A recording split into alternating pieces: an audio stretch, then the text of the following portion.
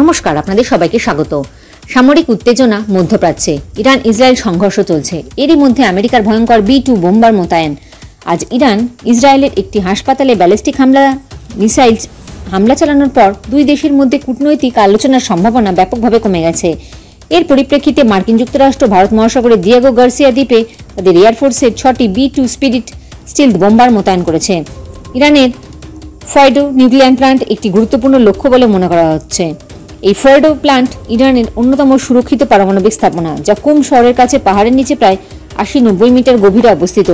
এর কেন্দ্রে ইউরেনিয়াম সমৃদ্ধকরণের জন্য ব্যবহৃত হয়। ইরানের পরমাণু কর্মসূচির একটি গুরুত্বপূর্ণ অংশ। B-2 স্পিরিট বোম্বার স্টিলথ প্রযুক্তির মাধ্যমে রাডার থেকে ফাঁকি দিয়ে উচ্চ মূল্যবান লক্ষ্যবস্তুর দিকে আক্রমণ চালাতে সক্ষম।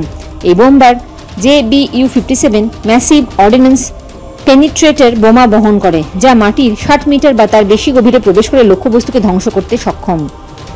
এটি বিশেষভাবে এমন ভূগর্ভস্থ পারমাণবিক কেন্দ্রগুলিতে আঘাত করার জন্য ডিজাইন করা হয়েছে। মার্কিন কংগ্রেসের অনুমোদন সাপেক্ষে যুক্তরাষ্ট্র ফর্ডো প্ল্যান্ট সহ অন্যান্য পারমাণবিক স্থাপনায় এয়ার স্ট্রাইক চালাতে পারে। এই মোতায়েন ও সামরিক প্রস্তুতি মধ্যপ্রাচ্যের বর্তমান উত্তেজনাপূর্ণ পরিস্থিতির পরিপ্রেক্ষিতে গুরুত্বপূর্ণ একটি সংকেত হিসেবে দেখা হচ্ছে। আগামী কিছুদিন খুব গুরুত্বপূর্ণ। জয় হিন্দ, জয় জওয়ান, জয় কিষান।